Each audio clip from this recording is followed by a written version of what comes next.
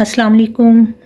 औज़ुबिल्लाहि मिनश्शैतानिर्रजीम बिस्मिल्लाहिर्रहमानिर्रहीम। बहुत से लोग कहते हैं कि करेले जो हैं वो कड़वे बनते हैं, लेकिन आज मैं आपको कुछ ऐसी स्पेशल टिप्स दूंगी जिससे करेले ऐसे बनेंगे कि हर जो कोई खाएगा वो खाता ही रह जाएगा। चलें जी, अब शुरू करते हैं। सबसे पहले करेलों को बहुत अच्छी तरह धो लिया और धोने के बाद इन्हें खुश्क कर लें।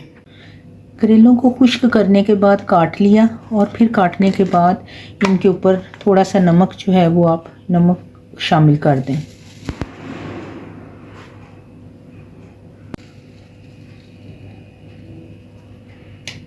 चिकन धोकर हमने उसमें 1 गिलास पानी शामिल किया।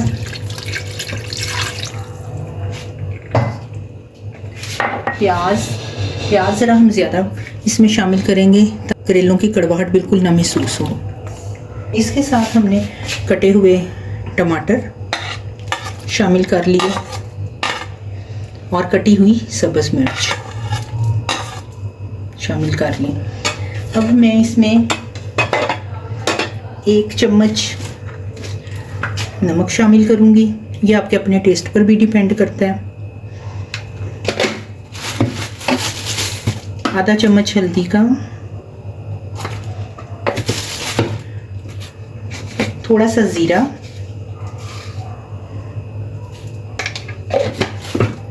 और 1 चम्मच सुरख मिर्च का शामिल किया।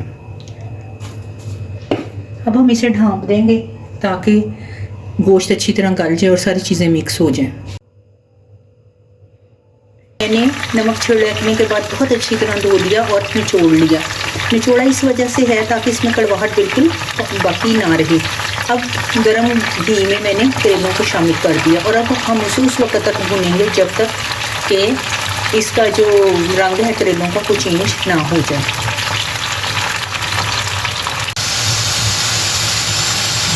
देखें कि करेलों का जो रंग है वो बदल चुका है। अभी हम थोड़ी देर तक इसे और भूनेंगे ताकि इसका जो रंग है वो थोड़ा सा ब्राउन हो जाए। अल्हम्दुलिल्लाह करेलों का रंग बहुत अच्छा हो गया है। अब हम इन्हें निकाल लेंगे और इसी ऑयल में हम प्याज शामिल कर लेंगे। चिकन भी हमारा बिल्कुल पकने के करीब है। जैसे ही ये पानी खुश्क होगा हम इसमें थोड़ा सा घी शामिल करके इसे भून लेंगे। अल्हम्दुलिल्लाह हमारे करेले देखें कितने अच्छे ब्राउन हो गए।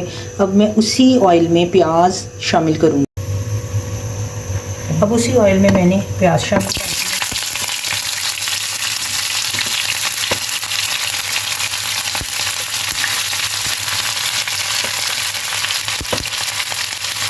अब मैंने इसमें 1 चम्मच ऑयल शामिल कर लिया।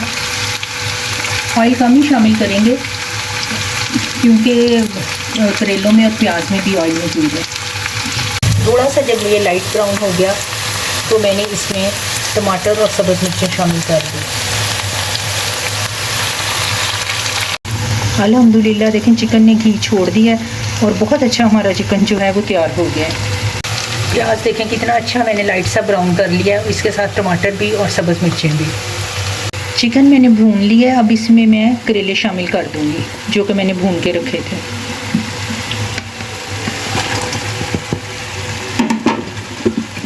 इसे हम अच्छी तरह मिक्स कर देंगे।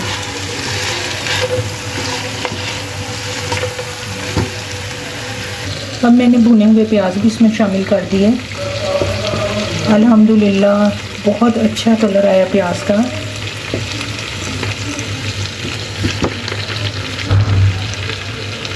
और आप इसे अच्छी तरह हिला दें।